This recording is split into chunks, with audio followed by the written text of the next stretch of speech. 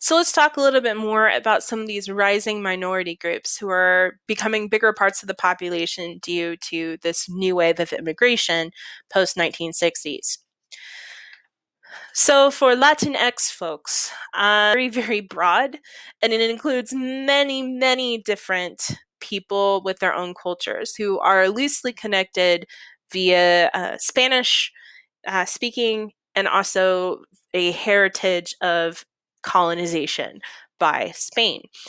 And of the different groups of people that we see migrating from Latin America and the Caribbean of Latinx descent, Mexicans make up the majority of these immigrants still today. The Latinx Americans make up part of the biggest growing group of American minorities. By 2010, Latinx folks hit 50 million in the American population, officially making them the largest minority group.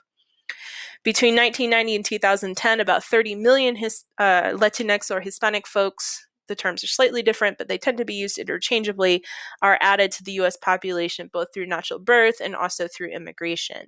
And in fact, in many places in the United States, Latinx folks are projected to take over and become the majority, not the minority, within the next 2 decades, especially places like Texas and California.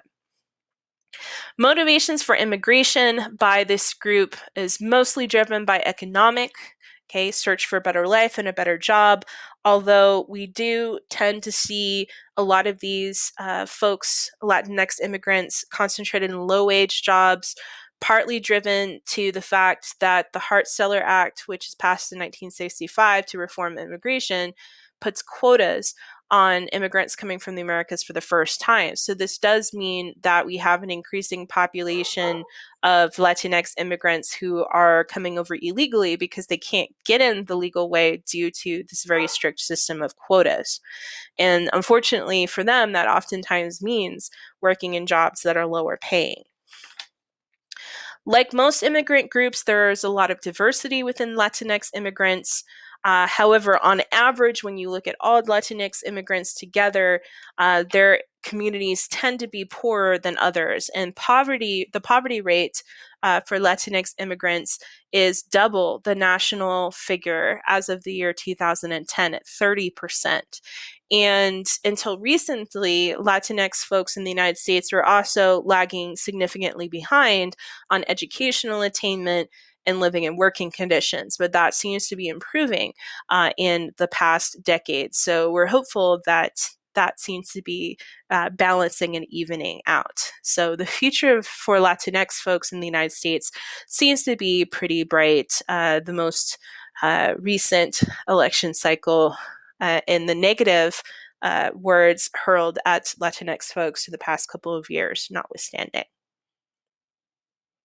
For Asian Americans undergo quite a big shift in perception during this time period because when we first started the semester, so we started the semester in 1877, when we talked about Asian immigrants, we talked about the Chinese Exclusion Act in 1882 that completely banned immigration from China. We talked about the Japanese also being excluded. We talked about Filipinos being greatly restricted.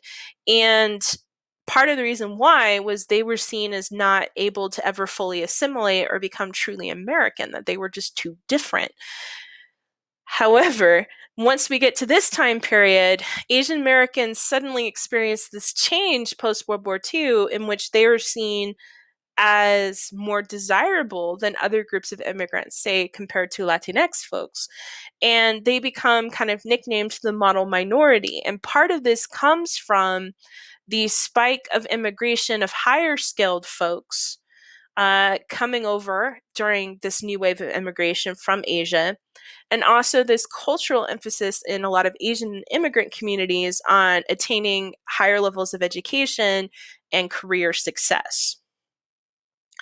So, unfortunately, this creates some stereotypes that really aren't true. For example, not all Asians are good at math, okay, as many of my friends lament. Now, motivations for immigration are twofold within Asian American communities. You have the traditional motivation of economic opportunities or jobs, but you also have a significant sector of the Asian immigrant population fleeing uh, totalitarian regimes. And so there's a refugee component to this as well. And so what this means is the Asian immigrant community in the 90s has a very wide gulf in between these economic seekers and these political refugees. Um, some Asian American or Asian immigrant groups have disproportionate numbers of highly skilled professionals, like those from India.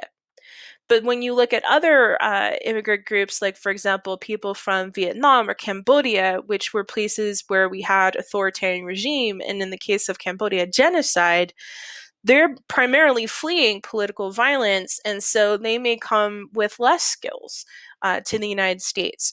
So, because of that, when you average out the median income of Asian Americans in the year 2007, it's higher than the average or median income of white folks, but there's a much bigger gap between high earners and low earners in the Asian immigrant community. What's also interesting about the Asian immigrant community is they are far more likely to statistically marry outside of their particular culture. In fact, in the year 2000, about 50% of Asian Americans reported marrying someone who was not Asian. The next highest group that measures outside of their cultural group is Latinx folks, who have about a 30% rate of what we call out marriage, or marrying someone in a different group than you. So, for African Americans, the 1990s definitely showed that we had come a long way since the 1960s and the height of the civil rights movement. Affirmative action programs worked. They helped open a lot more professional career opportunities for African Americans, and also just general workplace opportunities for African Americans. And educational attainment is also increasing. By 2007, 37% of African Americans had a college degree. They had a much more rapid rise on average in income compared to other groups that we've looked at. And we're starting to see, by the time we get to the 1990s, the population of African Americans increasingly moving to suburbs. So, not just staying in cities or rural areas, but there's still very high levels of residential segregation. So, in other words, they're still moving to places where we have, where they're settling amongst other African Americans. They're not really mixing into more multicultural communities. And part of that is not just them, but also the people in the communities they live in. Immigration from Africa and the Caribbean helps to diversify the African American group in the United States. In fact, more people of African descent immigrate between 1970 and 2000 than have been brought over during the slave trade to the United States. And like other immigrant groups, the immigrants coming from the Caribbean and from Africa were a mix of professionals and also refugees fleeing violence and political persecution. Now, for all of the good trends that we see in the African American communities, there are still problems that are facing African Americans disproportionately compared to the general population. One of that is urban poverty. The unemployment rate and poverty rate among African Americans living in cities was double that of their white counterparts. And the median or average income of all African Americans remained the lowest of all of the different groups, with a huge gap between the median income for African Americans and for white folks. There's also increasing concerns over police brutality, especially in urban areas, which will result in riots in 1992 in Los Angeles through the police beating of Rodney King. We've since seen more riots centered around the issue of police brutality against people of color since then. There's also limited access that African Americans have to improving their status through the courts. Cases like Patterson versus the McLean Credit Union in 1999 actually made it more difficult for people to bring and win job discrimination suits. So it made it difficult for minorities who felt they'd been discriminated against at work to actually get successful redress through the legal system. Many schools are now self-segregated based on income levels, and that also tends to track along racial or ethnic lines. And that means that this process of integrating schools, of having mixed populations within educational environments, isn't really happening anymore. And in fact, the level of integration in American public schools is now lower today than it was in the early 1970s, as courts blocked attempts to try to uh, circumvent the residential segregation issue and try to find other ways creatively to integrate schools. One of the biggest problems that disproportionately affects people of color, and especially African Americans, is mass incarceration.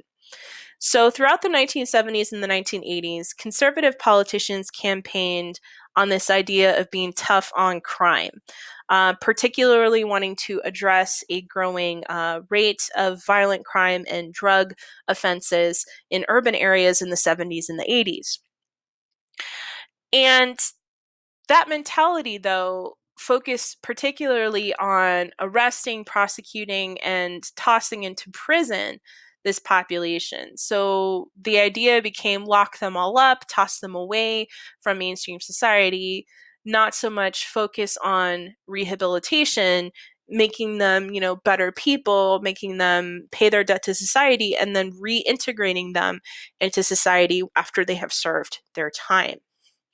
And the bulk of growth in the prison population is for people who were convicted of nonviolent drug offenses.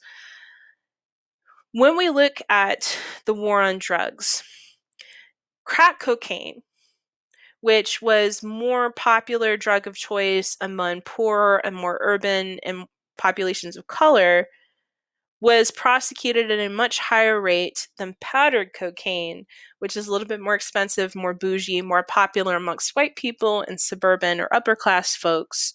And so what happens is there's this very lopsided arrest and conviction rate based on race.